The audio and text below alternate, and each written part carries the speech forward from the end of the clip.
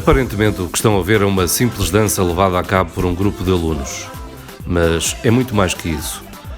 Os alunos, no caso do 7º E da Escola Secundária do Marco de Canaveses, estão numa aula de Educação Física a estudar as sucessões matemáticas. Cada desafio inicia-se a partir de uma imagem, um texto ou um problema que envolve sempre 3 disciplinas.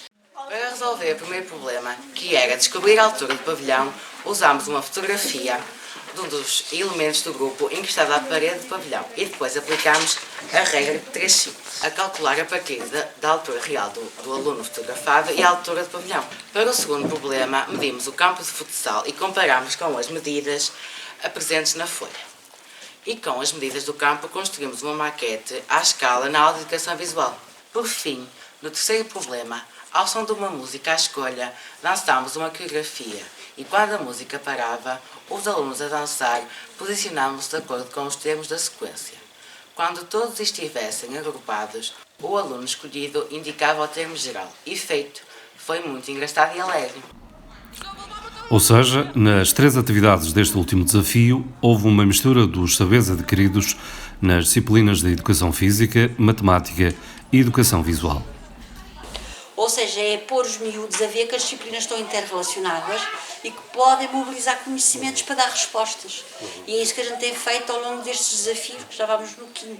É nesta interligação das diferentes áreas de ensino que 2 turmas da Escola Secundária do Marco de Canaveses, o 7º A e o 7º E, estão a desenvolver a Liga DAC, isto é, uma espécie de campeonato no âmbito do domínio da autonomia curricular.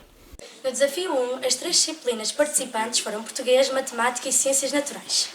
Este desafio começa com o poema O Mar, de Sofia de Mello-Briner Anderson, como aqui está representado. Este poema situa a pergunta de ciências sobre um dos minerais da areia, o quartzo, mineral com estrutura cristalina, sendo visível polígonos, dando origem à pergunta de matemática referente a um polígono. No desafio 2, as disciplinas participantes foram História, Geografia e Ciências Naturais. Este desafio começa com uma imagem de uma gruta, a mais antiga da arte rupestre conhecida, localizada no Mar da Cantábria, em Espanha, sendo acompanhada por um mapa. O texto que acompanhava a imagem falava sobre o mineral hematite aplicado na pintura rupestre e sobre os nómadas, comunidades que andavam sempre por vários locais procurando recursos para sobreviver. Estudada na disciplina de História. A localização geográfica e as formas de relevo de geografia e, por fim, as propriedades do mineral hematite, risco ou traço, estudadas em Ciências Naturais. No desafio 3, as disciplinas participantes foram Oficina de Ciências, Ciências Naturais e Cidadania e Desenvolvimento. Este desafio começou de uma maneira diferente. Tivemos de organizar uma exposição sobre a importância dos solos e assistir a uma palestra sobre o mesmo tema. Correndo sempre à reutilização dos materiais, fizemos modelos 3D sobre a constituição dos solos e seus vários perfis. A palestra foi com parceria com o projeto Descobrir a Terra. Finalmente preenchemos um diário de bordo sobre o que aprendemos. Neste desafio, as disciplinas foram Inglês, Geografia, Ciências Naturais e TIC. Este desafio começou com uma imagem da deriva continental aqui e um mapa onde tivemos que identificar os países com língua oficial inglesa.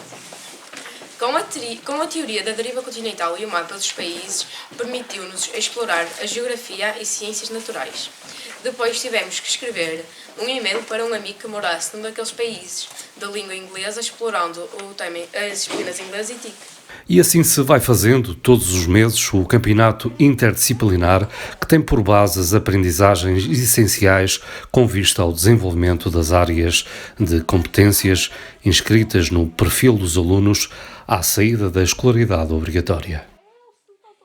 Nós, professores, quando vamos olhar para o exercício que eles resolveram, apercebemos de competências que por vezes não estão bem desenvolvidas e é que vêm falhas de trás. E, por exemplo, uma coisa tão simples como calcular uma área, que os miúdos aprendem no primeiro ciclo e no segundo ciclo, cometeram o erro, por exemplo, de fazer uma soma. Imagino, portanto, é um produto e eles fizeram uma soma, o que significa que há coisas que ficam precisas de serem voltadas a ver de outra forma, e os colegas de matemática aperceberam-se disso com o exercício do desafio DAC. Neste projeto, cada um é representado através de um logótipo. Depois, de cada desafio, é exposto o resultado, neste quadro.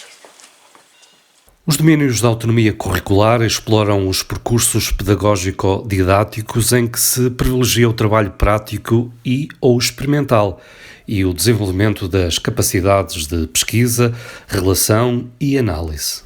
A proposta que eu fiz aqui aos colegas no início do ano letivo foi, em vez de fazermos um projeto único, uma atividade única, sob a forma de projeto, fazermos vários desafios ao longo do ano. E esses desafios ao longo do ano surgiam intersetando várias disciplinas diferentes. O que nós tínhamos que fazer era cruzar as nossas planificações, ver onde é que os conteúdos se aproximavam e tentar, a partir do que eu chamo uma atividade motivadora, que pode ser um texto, pode ser uma imagem, pode ser um trabalho de sala de aula fora das 4 paredes, como pode partir de uma situação como este desafio 5, de uma aula de educação física. Os domínios da autonomia curricular decorrem do projeto de autonomia que dá às escolas possibilidades de constituírem opções de trabalho interdisciplinar e articulação curricular. Os alunos primeiro estranharam como é que aquilo ia acontecer, não é? Como é que disciplinas diferentes podiam estar a usar, por exemplo, o mesmo texto, o poema. Depois foram-se apercebendo que as coisas estão interligadas. Quando fomos para o desafio, por exemplo, de uma gravura da pintura rupestre, eles já perceberam que ali estava bem ligado à história, ao uso da hematite, que é um mineral que nós damos como características nas ciências, até a própria localização geográfica fazia sentido para perceber a localização da gruta. Portanto, há aqui uma série de conhecimentos que vão se interligando e os miúdos começam a perceber que faz sentido.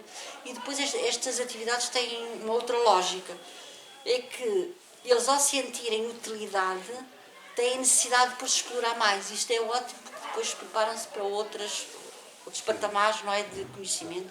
Estamos a descobrir maneiras novas de usar o que nós aprendemos e que nos ajudam muito no nosso desempenho escolar.